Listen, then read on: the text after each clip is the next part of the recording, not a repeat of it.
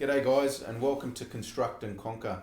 This is our first episode. Now, Construct and Conquer is a group of professionals who align together to serve the construction industry. We have accountants, financial planners, lawyers, recruitment agents, mortgage brokers that specialise in construction finance, and many more. So we've noticed with COVID-19, the construction industry is under a great deal of pressure. One of the things that is under a great deal of pressure is contractors undercutting one another just to win jobs. So there's a bit of a panic out there, and contractors are undercutting each other to the point where the jobs aren't even viable. You're not even going to make a profit in some of these jobs. So what we've put together today is seven key tips to help you in your negotiation when you're putting together contracts and trying to get them over the line. I have with me Aaron Wybrow, who's a finance broker who specialises in the construction industry. And for those of you that don't know me, my name's John McLoof. I'm a construction accountant. I only work with businesses in the construction industry. So we'll get right into it. Point number one, smile. That's a good start. We're all people, aren't we? We need to smile and bring that human approach in. Yeah. That's right. Smile and always make eye contact. So when you're in a negotiation, it's quite key to smile and to make eye contact. Now, you might have more than one person in a room. So the key there with making eye contact with a number of different people is you make eye contact to the point where it doesn't become awkward.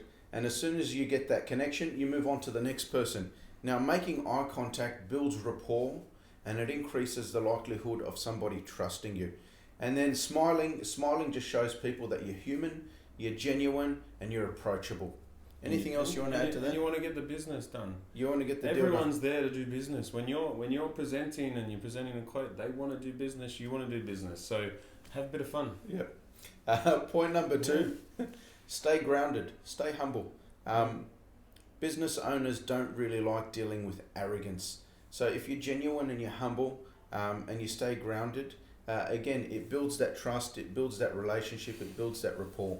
And you might be the king of the mountain, but you don't have to advertise that. Being humble, getting in there, getting the deal done, not unwilling to roll up your sleeves, it does help. But staying humble in every aspect of our lives is a great thing. That's right. Point number three, provide value. So most business owners in the construction industry will provide a quote with one price, and then they leave it to other contractors to compete with that price. But when you're providing value and you're demonstrating value, and even giving options, so you don't just give one price, you might give 3 different prices, but you're demonstrating, you're talking about the value you're providing to that client. So for instance, time is a big thing in the construction industry, providing a job and getting it done in a certain amount of time. It might be that you're providing different guarantees around a time frame to get a job completed.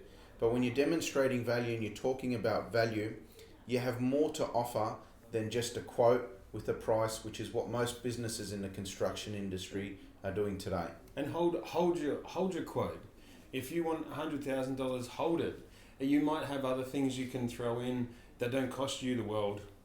You can maybe, if a flooring company, you might be able to level the ground, you might be able to throw in a clean or move in the furniture and hold your quote and provide value that way. Yep. Point number 4, never say no. So if a client doesn't accept your offer, don't just say no and walk away. Everything other than your morals and your faith is compromisable. So compromise where you can and try and bridge the gap. So as Aaron mentioned earlier with the flooring company, if you're coming in at a quote at $100,000 and your client wants you to give them that quote at say $90,000, it might be that you don't say no. You say, look, I'd love to give it to you at that price, but how about I throw in A, B, and C? Now that the value of A, B, and C. So let's say you're leveling the floors, you're doing your carpet cleans, etc. Let's say the value of all of that is $10,000 to the customer. To you, it might be worth only $2,000 or $3,000. So if you don't want to negotiate on price, negotiate on value. Add more value to win the job. Try not to use the word no. Absolutely. Agree with the customer. Yeah. Point number 5. Generally, there's 3 counter offers in a negotiation. So you might come in with your price. Your client will say, no, we want it at this. And then you'll come in and you'll say, look, we'll do A, B, and C. So there's 3 points of counter offers there.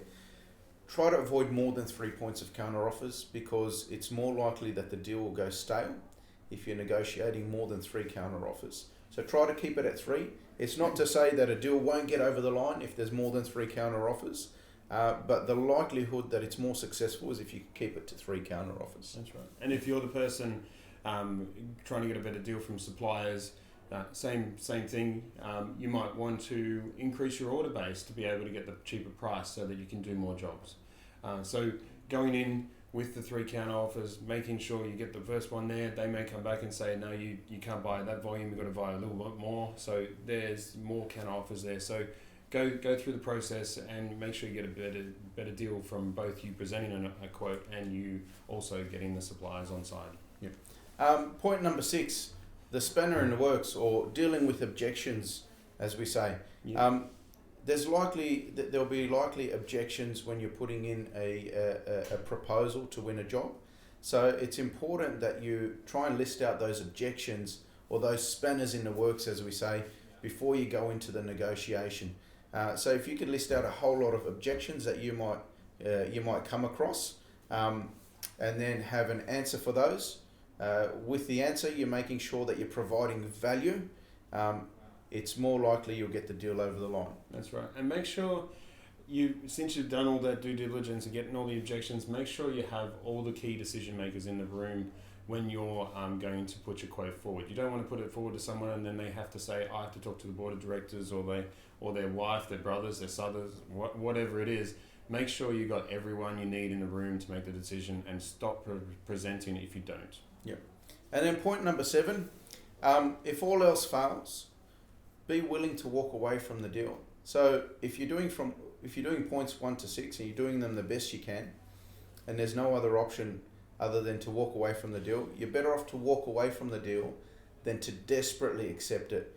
You know, they say the construction industry is quite large, especially in Australia, but as large as it is, word gets around and you always have your reputation. So if you're known for being somebody desperate to win jobs, then it's more likely that your customers and others will always try to bring you down in your pricing. Be willing to walk away if you can't make the deal happen, because tomorrow is full of opportunities and there'll always be another deal that you could win over the line. Absolutely. And being profitable will allow you to do the next job, and being willing to walk away will keep you in a moral stead in the industry. Yeah. And look, that wraps it up for today's episode. So we hope you enjoyed it. We hope it was of value to you. John McLoof, construction accountant. I have with me Aaron Wybrow, mortgage broker, finance broker for the construction industry. And hopefully we'll be pumping out a whole lot more of these episodes to bring value to the construction industry. If you're a business owner in the construction industry and you're struggling to get control of your business, you're struggling with cash flow and you want more certainty, feel free to reach out. Our details are at the bottom of this post. Thank you. Awesome. Thank you.